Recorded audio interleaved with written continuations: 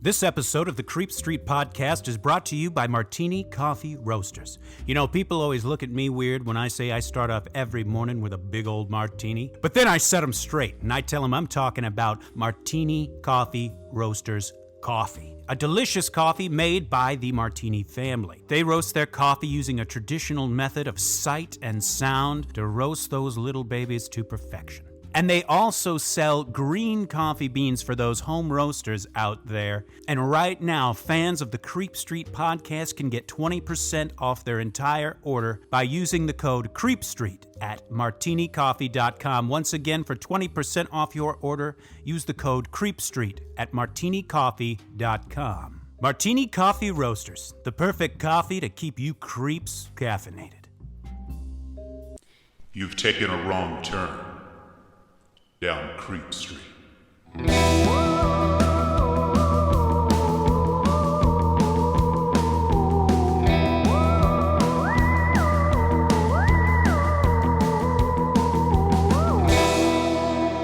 Citizens of the Milky Way, this is Maureen Bogey. And this is Dylan Hackworth. And you are listening to the Creep Street Podcast. Feel that adrenaline coursing through your veins. We know you've been waiting for it, motherfuckers. Pardon my language, I'm just geared up. I'm all riled up.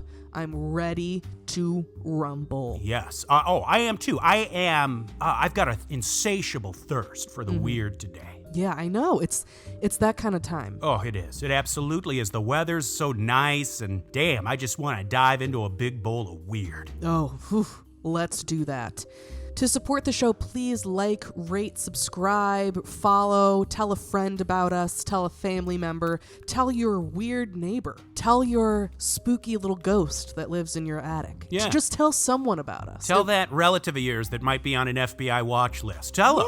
They'll really love this shit. Yeah, absolutely. We really appreciate it, and we see when you do those things, you know, when you follow, like, rate, stuff like that. We see it, we appreciate it, and we are so grateful for all of you. And we're so grateful for all of the citizens listening here today. Absolutely. And we actually have a new Patreon subscriber that we will cannot wait to introduce her to the Creep Street universe at the end of the episode. That's right. And if you want to be like our Patreon subscribers, if one episode a week is not enough for you, then fear not. We have a solution to your problem. It is at patreon.com/creepstreetpodcast, where you can get all sorts of bonus content there. We have 3 different tiers, $2, $5, and $10, and you can get all sorts of different content on each of the 3 tiers. Oh, yes. Also, please follow us on Instagram and Facebook at Creep Street Podcast, Twitter at Creep Street Pod. On our Facebook page, we also have a subgroup called Citizens of the Milky Way.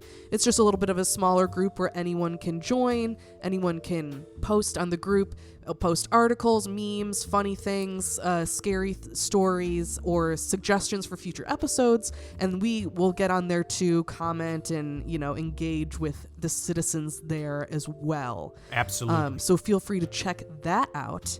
But Dylan, I've been over here yakking. Oh, boy. But we need to get to tacking. That's right. About what our episode is today. Because this is a weird one. This is a classic one at the same time. This might be, just in terms of just pure strangeness, the weirdest thing we've covered yet on Creep Street. Yeah, it's just like bizarre and it's just weird. It's so fucking weird. Yes. It is so weird. Right. Buckle up for weirdness, because we are going places you will not expect. Today we are talking about Mel's Hole to Hell.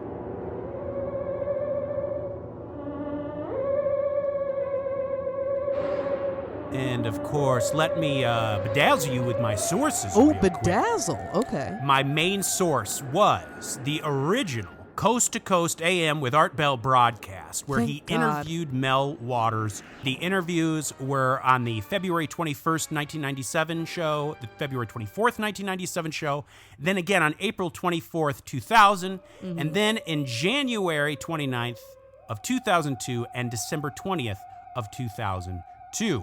Over these 5 interviews, Mel relayed this absolutely wild story to Art Bell. Art Bell, you've heard us talk about before. Coast to Coast AM shows like Creep Street probably would not be the same without Coast to Coast AM. I don't know if Creep Street would exist Absolutely. without Coast to Coast AM. Truly. It's truly, Art Bell was a titan Yes. of the paranormal. Absolutely. R.I.P. big time. This is one of those stories that doesn't really have a beginning. It could theoretically go back as far as humans have been around, but where we really got to know this story is, of course, in February of 1997. Okay. So Art Bell received a fax from a guy named Mel Waters. A fax. That's right. Everybody, a fax. Telling him this story about this seemingly bottomless hole that was on his property, and Art was intrigued enough to have him on. So on February 21st, 1997, which would have actually been my 8th birthday. Oh, that's cute. Art would have on this man, Mel Waters, who claimed, like I said, on his property, it was a hole seemingly that had no bottom. And it would go on to be probably one of the most famous stories to come out of Coast to Coast AM. The call was immediately a hit with listeners, because of course Art would have him back on just 3 days later on February 24th. So this hole, Mel claimed, was on a piece of property he owned in the state of Washington, located near the town of Monastash Ridge. The property itself is close to the Yakima firing range and the now defunct Hanford Nuclear Reservation. The hole is located on a densely forested part of private property, and the mouth of this hole is said to be about 9 feet in diameter. And here's where it starts to get interesting. Okay. The interior walls of this hole are lined with hand-placed bricks for about 15 feet down. Oh, I didn't realize that. Right, and then it's just earth after that, the walls of earth for as far as you can see. This would immediately, you would think at first maybe there was some sort of industrial purpose for this hole. Who knows? Right. According to Mel, he and his wife first became aware of the strange hole shortly after buying the property in 1993. Before long, Mel made use of the hole as, unfortunately, a place to dump garbage. Classic. Though certainly not what you would call environmentally sound.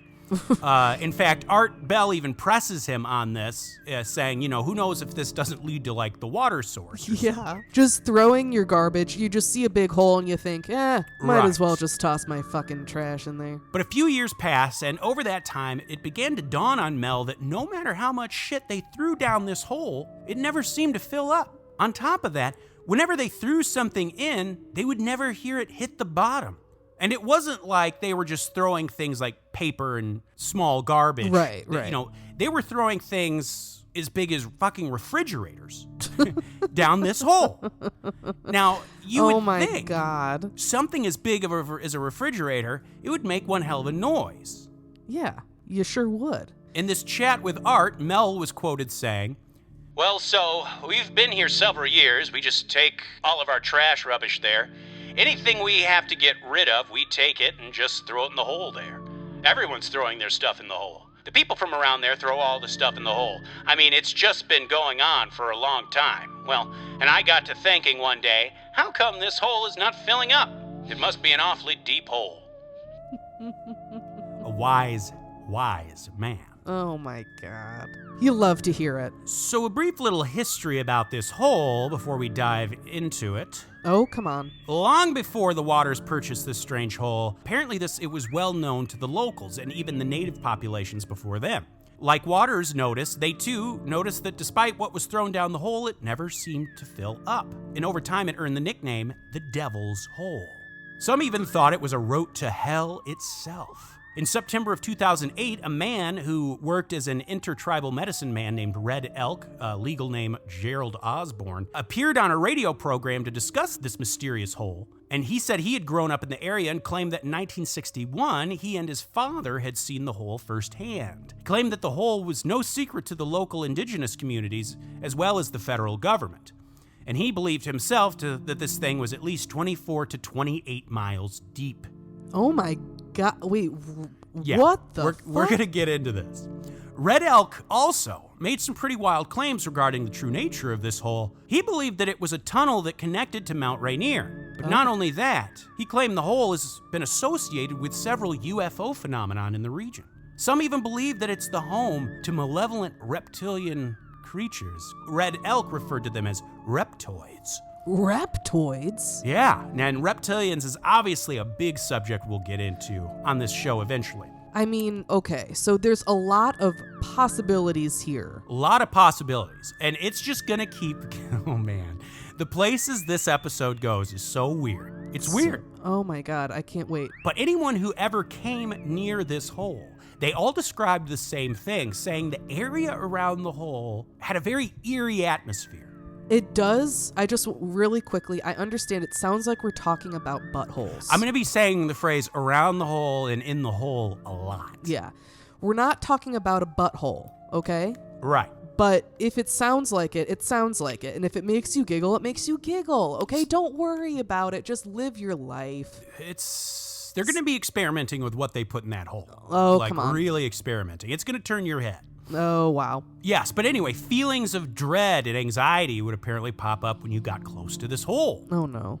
They claim the birds and other animals would refuse to go near the hole, putting a wide distance between themselves and it. Okay, so kind of maybe a paranormal vibe here, possibly. Yes, we're dabbling in all sorts of things. Some even say that around the rim of this hole it was lined with the bones of small animals. Oh. Back to Mel Waters. By the summer of 1996, Mel's curiosity was just too great to resist. He thought up some ways to potentially detect how deep this hole actually was.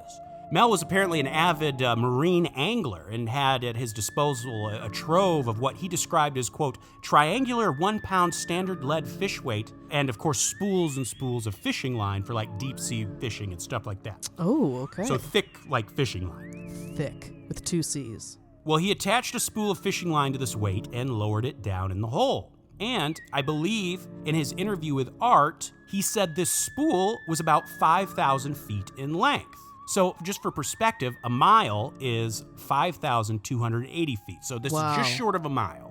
Wow. And despite letting down an entire spool, it never hit bottom. Well, not willing to throw in the towel, Mel attached another spool, and when that didn't reach the bottom, he attached another, then another. In all, Mel claims he lowered 18 spools of 5,000-foot line, each spool 5,000 feet, down into this hole, never to hit bottom. What the fuck? It's a deep-ass hole. This is a big, cavernous... Gaping hole. Gaping hole. Gaping, quivering hole. It's huge. Wow. Well, that's when Mel also began to take notice of other strange things regarding this hole. For instance, he found that whenever he shouted down into the hole, he wouldn't hear an echo. It was like the hole itself swallowed up sound. On top of that, Mel found that his dogs refused to go anywhere near it. Okay, yeah. If you had them like on a leash and tried to make them go near it, they would dig their paws in the ground and resist with all their might. Not doing it. Waters told Art Bell, well, I mean, the normal thing to do is kind of like yell into there to see an echo, and I've never heard an echo come out of that thing. And it's one of the first things I noticed about it. As usual, I brought the dogs with me, and they wouldn't go anywhere near the damn thing, and they went back to the Suburban and hung out over there. If I try to bring them there on a leash, they'll just dig their feet in. They do not want to go anywhere near that hole.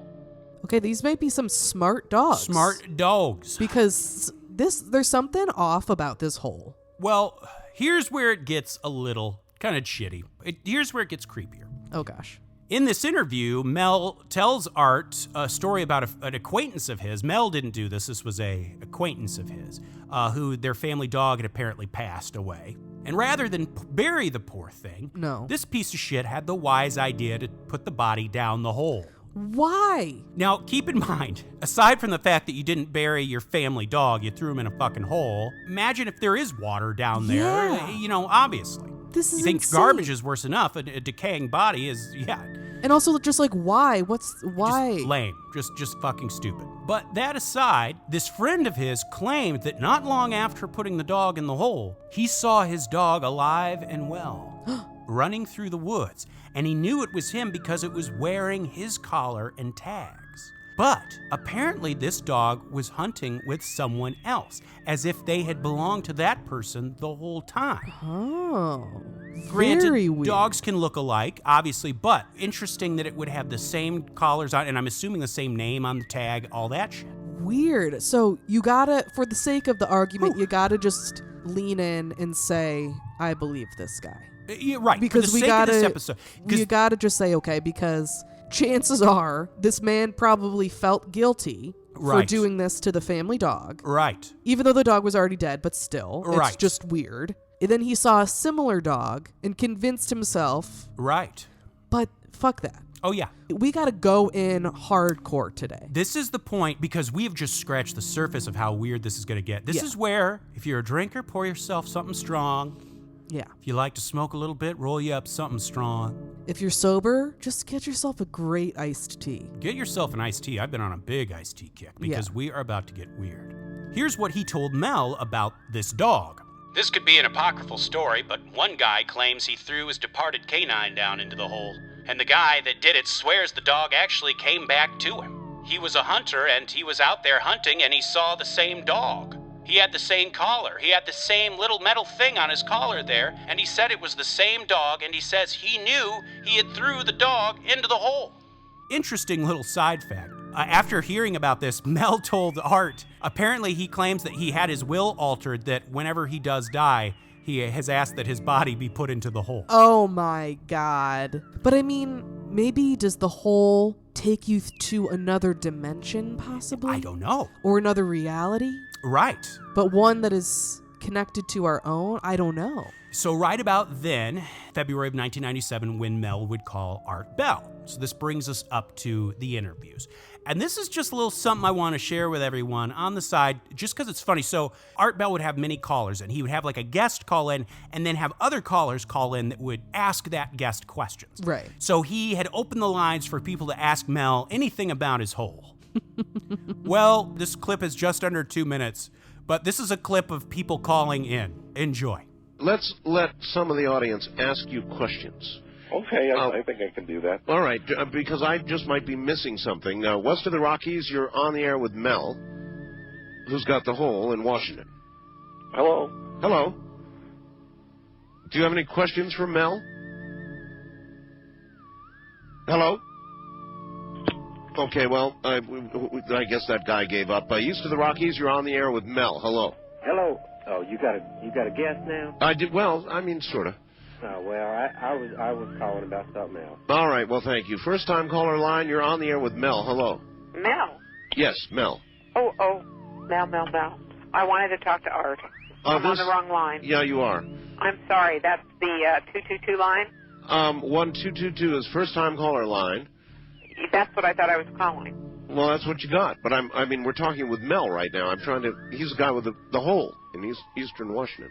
Okay. I just have something for Art. All right. Mel. Well, call me back when we're into open lines. Wildcard line, you're on the air with Mel. Hello. Hi, Art. West of the Rockies, you're on the air with Mel. Hello. Hello there. That is absolutely amazing, Art. This is Ken from Scottsdale. Yes, sir. And one thing I wanted to mention about that, when you mentioned about a car that had apparently fallen from the sky. The Chevrolet, yeah. Right. I recall reading about many incidents in England and throughout Europe of nuts, raining nuts of different kinds. I mean, Brazil nuts and hazelnuts. Sometimes it rains nuts on my program. Listen, yeah, we're not talking about things falling from the sky right now. We're talking about a hole. Right, I know. Well, it was open lines a minute ago. Now you switched it. Well, I've switched it because I have Mel. People at first didn't want to talk about Mel's hole. So those first 3 callers were in succession. Like when he opened the lines up, the first 3 callers didn't know what the fuck he was talking about. Then they had granted, like all together, all 5 interviews, it's like 6 hours worth of show. Right. And many people obviously talked to Mel. But it's funny because there's the first 3 callers. Then they got a few people that actually wanted to talk about the hole. The last guy's my favorite. Oh, because he clearly doesn't want to talk about it, but he tries to fake out. Yes. He's like, wow, that is amazing art. You know what? And you think he's going to talk about the hole, but then he's talking about nuts falling from the sky. Brazil nuts, hazelnuts. I know, he sounds like Christopher Guest's character in Best in Show. He does. Art drops that wonderfully timed line about sometimes it rains nuts on my show. Oh my God. Ooh, just a classic. But that was just something we wanted to share. It's kind of a tangent from what we're talking, but it was just so funny. He couldn't get anyone to talk about the goddamn hole. I mean, citizens, I gotta tell you, the first time I heard that, I damn near cried. Yeah. I was laughing so hard. The fact that no one wanted to talk about this fucking hole. Yeah. The first guy just hung the fuck up. Oh, absolutely. Just decided I would rather not talk at all than talk about a hole. Well, mere months after his interviews, the strange hole had now become known as Mel's Hole. These interviews on Coast to Coast had cemented it into American folklore. But things just kept getting stranger for Mel.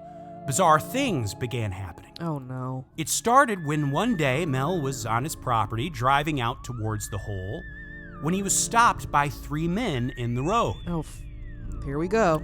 2 of the men were dressed in military garb and the other in plain clothes, and they explained to Mel that they were agents of the government. They told him that a plane had gone down nearby and that they needed to block off the area and secure it, and only military personnel would be allowed through.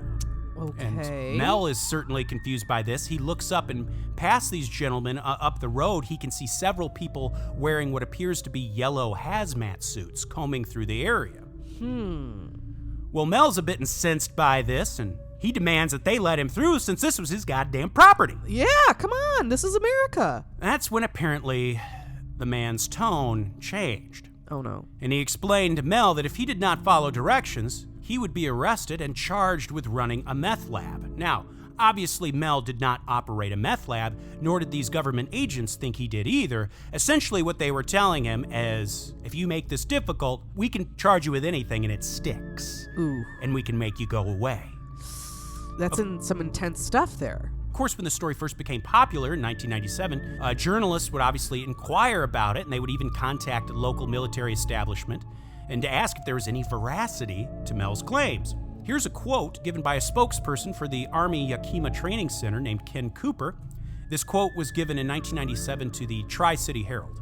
What I understand is this Ellensburg guy said he had some property on Manistash Ridge, and he was going up there to visit it and was stopped by soldiers.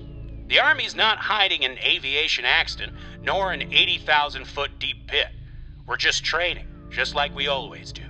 So, obviously, that could very well be true, but as we know with things like Roswell, the stories we've covered, Night of the Silver Man, government's not going to be like, hey, come on in, check out this paranormal hole. Right. Exactly. Maybe who knows who Ken Cooper is? He might be so low level, maybe he believes what he's saying, that there's nothing. Maybe because he doesn't even know the truth, because maybe he's just some low-level bureaucrat. Who the hell knows? Maybe Mel's hole, once again, not his butthole, but not his butthole. Maybe his butthole would be great too. Yeah. That all of this is because that Mel's hole just has this amazing power within it. You know? Yeah. I don't know. But they did say that they didn't. Right. So also maybe they just didn't. The threats didn't stop there. Oh, fuck. In fact, this is kind of weird because this is both like a bribe and a threat at the same time. Mel claimed these agents gave him an offer to lease the land from him. Oh. To lease it to the U.S. government for a whopping $250,000 a month, $250,000 a month. Oh. But the caveat was he'd have to leave the country immediately. Oh. So very strange. It's like giving you something that's awesome, but with this other thing of, but you gotta get the fuck out right now. And something very extreme. Not just saying you need to move to another house or another state. Yeah, another country. Another country is wild. I mean, that's a big deal. Yeah, very, very strange. I mean, if this is in Washington, I guess the closest place would be Canada, which isn't like right. That's actually a great idea. I didn't even because it didn't go there, but that would actually be kind of great. He could be within a reasonable driving distance of home. Well, Mel actually decided to take him up on this offer. Oh. Here's the thing. Apparently, during these years since buying the property, Mel and his wife's relationship had been on the rocks. Oh yeah. I mean, maybe that has to do with the whole. Right. I don't think they were officially divorced. They were just separated. They, Well, Mel himself had always had a dream in his heart, and maybe this was the time for a fresh start. You see, he was a nature lover, loved animals. So Mel, he heads on down to Australia. Oh, okay. So he went for it. He was like, if I'm moving to a new country, I'm going somewhere far. Yes. I'm really fucking living it up. Okay. Once there, he launches a wombat rescue operation. Oh my God. And for 2 years, Mel enjoyed his life in Australia doing what he loved, rescuing and rehabilitating wombats. I can't tell you how much I was not expecting I know, right?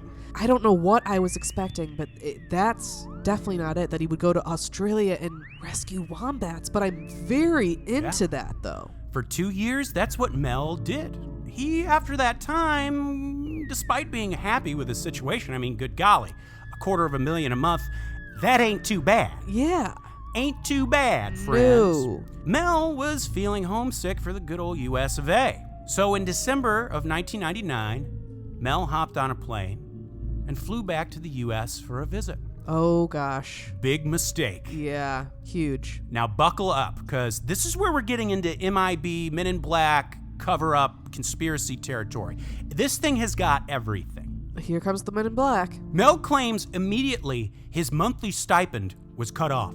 Oh, fuck. On top of that, Mel's plane lands in Washington, and from there he gets on a bus bound to Olympia, Washington. While on the bus, Mel was witness to an argument between a passenger on the bus and 2 police officers. Well, Mel says the officers removed him, Mel, from the bus, not because he was in trouble, but because they said they needed to take him to the station so that he could make a statement as a witness. Oh, gosh. Okay. Well, that would be the last thing Mel could remember for 12 days. 12 days? The next thing Mel claims he could remember, he was stumbling around San Francisco, only to discover that 12 whole days had passed of which he had no recollection. What the fuck is going on? Whew. Oh, man.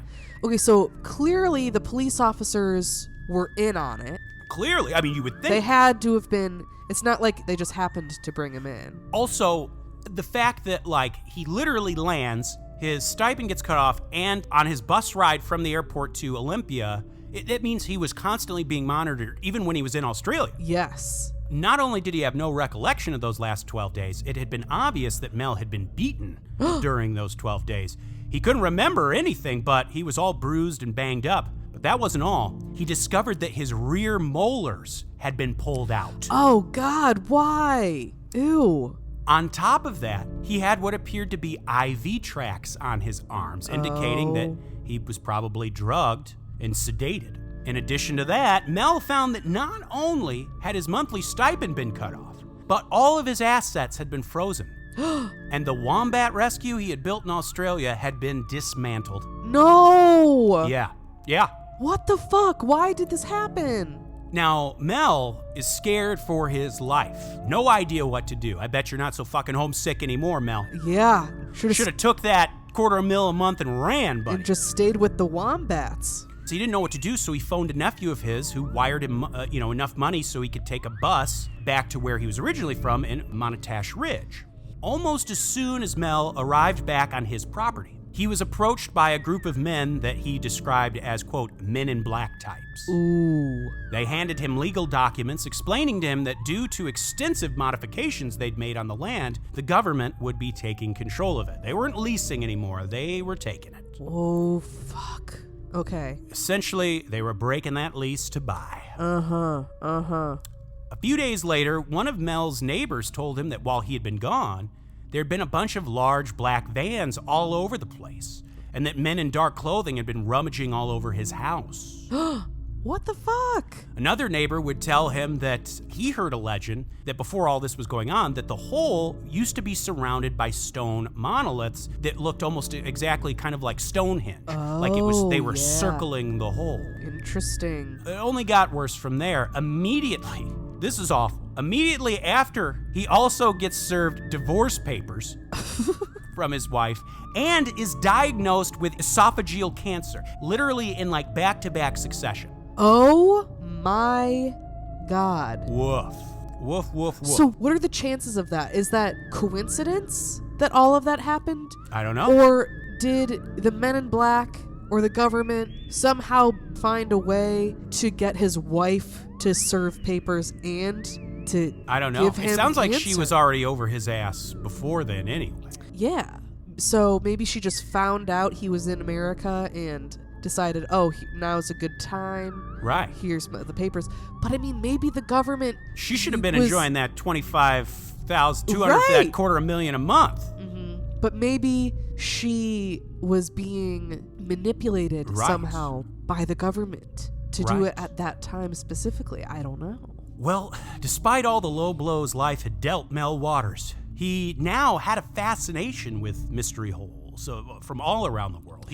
I mean, once you get into one hole, you just need more holes. God, you need more holes. A famous one that we've covered, obviously, is like Castle Huska. The legend is that this castle was built over this hole to hell as a way to keep the evil in. Shit like that. He became fascinated by all these examples around the world. Well, his attention would be captured once again by a specific mystery hole, this one located in the state of Nevada. Oh. Mel moved down there and once again begun investigations. While there, Mel made friends with a local Basque community that lived nearby, and these folks led Mel to this new mystery hole. And like the last one, it was also about 9 feet in diameter. But very much unlike Mel's hole in Washington, the rim of this hole was circled by a round metallic collar that just jutted up from the ground like a lip. The collar, as we'll call it, stuck out about 2 feet from the ground and was obviously man-made, or at least intelligently made. Mel speculated that the metal rim must be part of some sort of locking mechanism, saying, quote, "In my estimation, it could possibly be a locking collar. Something could be lowered onto it and locked in place. Almost like how you put a cap on a jar." Interesting. Yeah. Very weird. Also, what was different about this hole was, as far as they could see, this metal circular lining lined the walls of this hole as far down as you could see, whereas the one in Washington, it was like for 15 feet, it was like those bricks, and then it was just earth. This apparently, as far as you could see, was just metal. Wow. He, one time, accidentally dropped a whole toolbox down this hole, and only for it to not make a single sound. As you can imagine, tools going down, would make one hell of a sound. That sucks. Also strange to note, Mel claimed that the hole seemed to keep the immediate area around it warm, no matter the time of year or whether it be day or night. If it was a cold night and you were to put up a tent right by the hole, it would apparently remain nice and toasty. Oh, a warm hole, okay. Yeah, a nice warm hole. Once again, speculation began to run wild. Was this hole an entrance and exit for UFOs? Was there a lid somewhere that was usually kept it sealed shut? Who knows? Yeah. Mel said that this hole in Nevada was in a rather secluded place and was well known to both the Native American communities and the Basque communities in the area, and they grazed their sheep close by in the vicinity.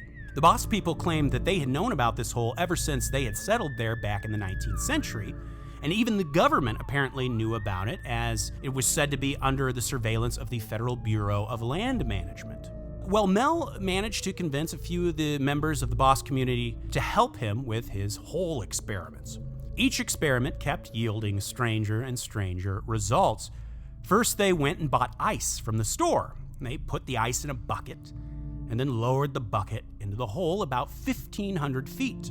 After some time, they pulled the bucket back out, and here's the thing. The ice hadn't melted at all, but strangely, it was warm to the touch. What? It felt different too. The source saying it now felt almost like silica. Silica's those like silicon beads they put in things to keep moisture out. Right, right, yeah. But even stranger, the ice was now flammable.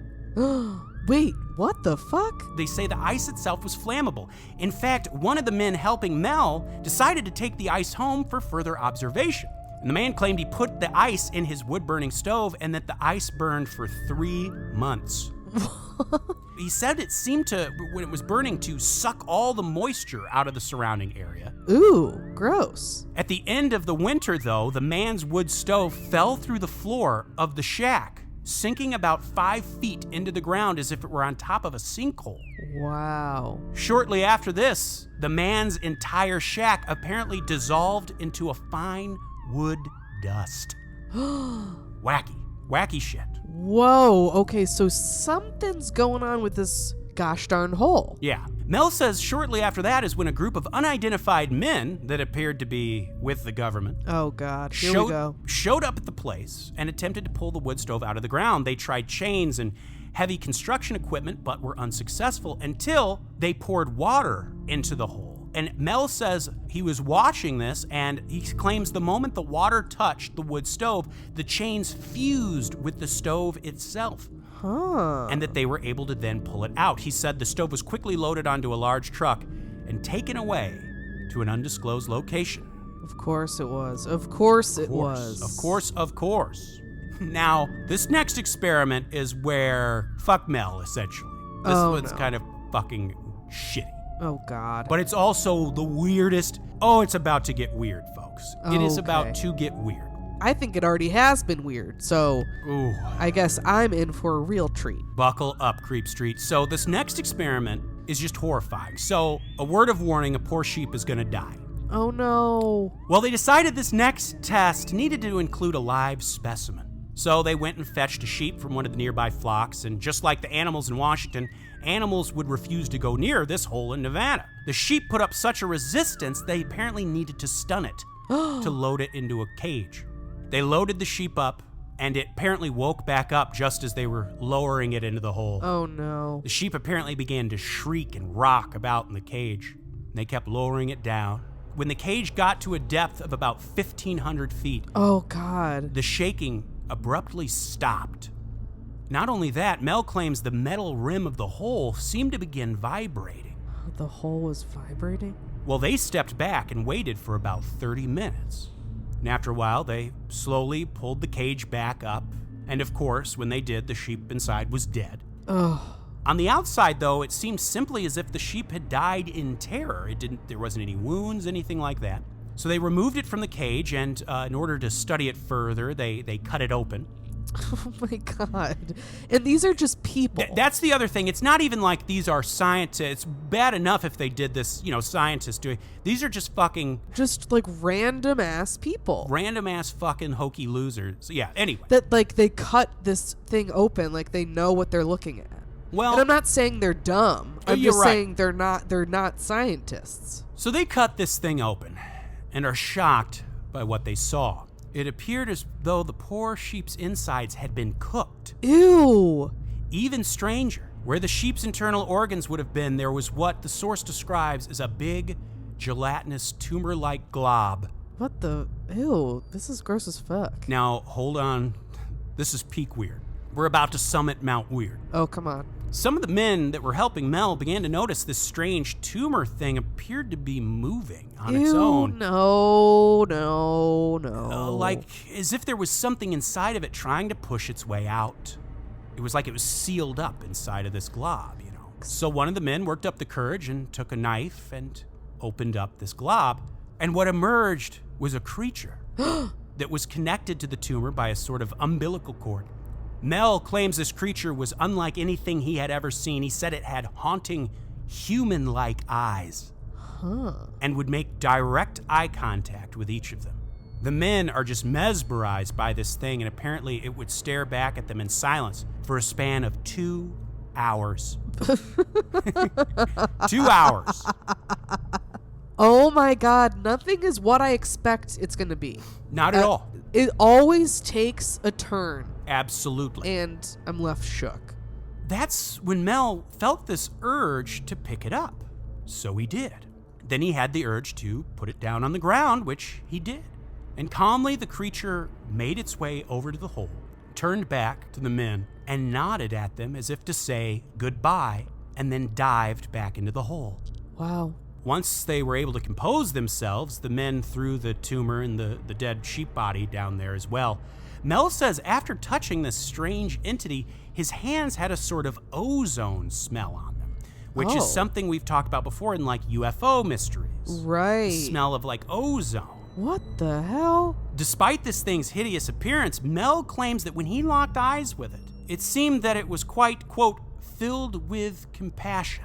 Of course, I mean... He also says that the Boss community, whose camp was nearby, said that occasionally this thing would return to visit them and even try to communicate with them via portable radios. Oh. Like it wouldn't just stand there and talk. It would, if there was a nearby radio, it would harness the radio signal and try to talk through it. Oh, okay. Okay. Yeah. Yet whenever they tried to record this entity's voice, all they would get were unintelligible static sounds. And it should also be noted that one of the men helping Mel offered to be lowered into the hole himself, but the group decided against it. Yeah, I mean, you can't do that.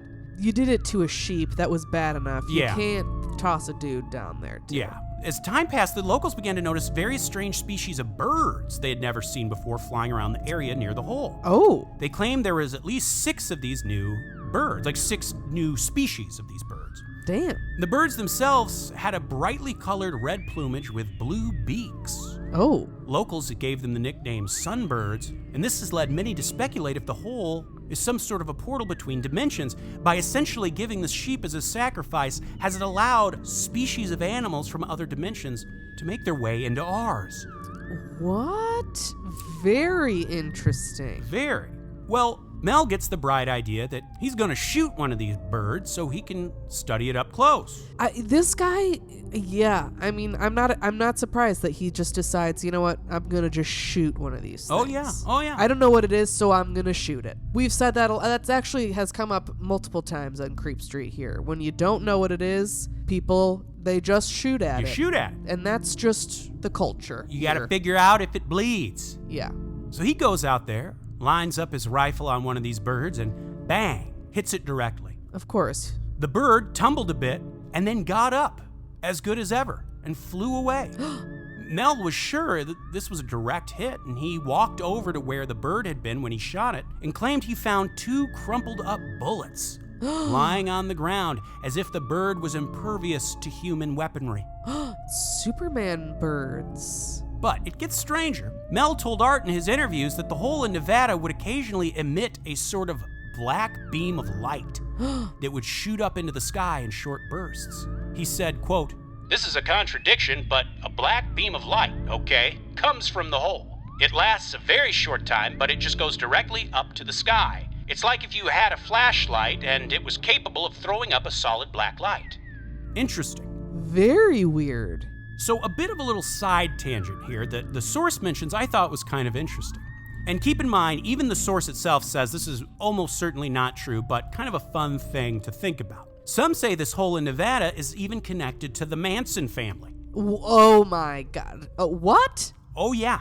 Numerous times throughout the Manson family trial, Manson himself and the family members would mention on multiple times a bottomless hole, I guess, located near Death Valley. Oh my God. I like I said, I don't know in what context they were mentioning this hole in the trial, but some would wonder if Charles Manson had stumbled across this same hole on one of his acid-fueled walkabouts in the desert. Oh God. Perhaps this encounter is what fully pushed him over the edge. But obviously, I think that very much a stretch, but still interesting to think about. You never know. You never know. And it's only natural that paranormal enthusiasts to this day have made journeys to the woods in Washington attempting to find Mel's original hole, but only to find nothing. Yeah. Those who believe say perhaps the government either filled it or built something over it like a building. Oh, interesting. Some folks have tried to find the hole using Google Earth and claim that the hole where it would be is blocked out from view, like it's censored. But skeptics argue that this is actually just intended to cover up military locations, because remember, it's nearby a couple of military places. That's true. Others speculate that if this hole is indeed used by extraterrestrials, perhaps they would have a way of concealing it with tech we don't understand. Others even wonder if the hole itself is capable of appearing and disappearing in different parts of the world at will. But skeptics will also say, not only did Mel make this up, but did Mel Waters himself even exist? Oh, fuck. And indeed, there is little evidence that a Mel Waters lived in that area. Oh no. There's no official record of a Waters living, owning property, or even voting in that entire region. Of course, though, if we're to believe the story is real, it wouldn't be beyond the government's power to essentially erase a person from public record. That is true. Skeptics also point out that if Mel were able to lower fishing line to the depths he claimed he did, upwards of 80,000 feet, the temperature down there would be about 1,300 degrees Fahrenheit and would surely melt that shit. But of course, if we're talking about something paranormal, then how can we expect it to play by the rules of nature, you know? Right. Maybe, like we said, the dimension change in there, possibly. I mean, I don't know. As we know, Red Elk, the medicine man, claimed to see a very large spacecraft hovering above this hole. Oh, yes. He thinks that the place has been concealed with some sort of a building being constructed over it. But once again, he doesn't think this is government or ETs. Red Elk thinks that these are reptilians that are using this hole. And occasionally they use it to smuggle goods, which are occasionally human remains, through these holes down to their underground lairs. Ooh, damn. Well, not much has been heard of Mel Waters since then. But on June 28, 2011, a letter was posted on the website Whales in Space, and it claimed that Mel was the author of this letter. Here's what it reads. Hello to all of you. This is Mel. I'm sorry I've been inconspicuous for so long, but you see, I had to put my life back together after my experiences with the hole. I've returned to Australia to renew my efforts with the Wombat Refuge after finally receiving a large settlement from the BLM, Bureau of Land Management. I have not spoken of the hole or its properties since my last conversation with Art on Coast to Coast as part of my agreement with the U.S. government. I can, however, discuss generally the second hole I discovered in Nevada while living amongst the Bosque people there. I can assure you all that everything I told Art and his listeners regarding that hole was true. Out of respect for the local culture, though, I cannot reveal its location without their consent, and they do not wish it to be so. The elders there see the hole as a sacred place and would not want it compromised by outsiders and media. I can say that my experiences there changed my life, and I don't regret any of them. I hope that someday I will be able to reveal everything in a way that will allow the public to know the truth, but I am not in a position to do that at present. I will say that I believe the truth will be known one day, but I can't say how. I could prove my story, but the risk to myself is too great, and I've learned from my experiences that when I get an offer, it's best to take the money and run. I hope you all understand, and maybe you'll hear from me again, sooner or later. Now, you'll notice he had been diagnosed with cancer. Oh, right. Something I forgot to mention is that Mel claims after his encounter with that creature at the hole, the one that he picked up and put on the ground, right, his cancer went into remission.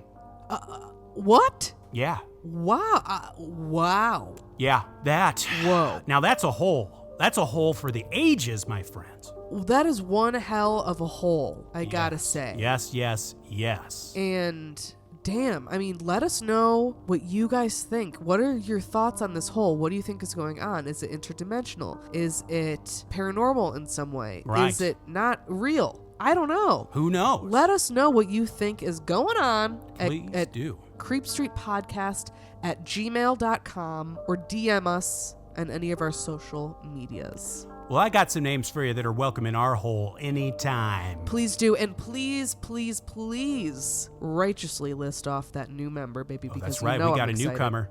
Of course, the Dream, James Watkins, the Finnish Face via Lundqvist, the Madman Marcus Hall, the Vivacious Vicky McHugh, the Tenacious Teresa Hackworth, the Heartbreak Kid Chris Hackworth, the Oh-So-Suave Sean Richardson, the British Bonebreaker Bex Martin, the Notorious Nicholas Barker, the Terrifying Taylor Lashmet, the Count of Cool Cameron Corliss, the Archduke of Attitude Adam Archer, the Sinister Sam Kiker, the Nightmare of New Zealand Noeline Vivilli, the Loathsome Johnny Love, the Carnivorous Kevin Bogey, the Killer Stud Carl Staub, the Firestarter Heather Carter, the Conqueror Christopher Damian Damaris, the Awfully Awesome Annie, the Murderous Maggie Leach, the Serve Sexy Sam Hackworth, the Evil Elizabeth Riley, Lauren Hellfire Hernandez Lopez, the Maniacal Laura Maynard, and the newcomer, the Vicious Karen Van Vuren.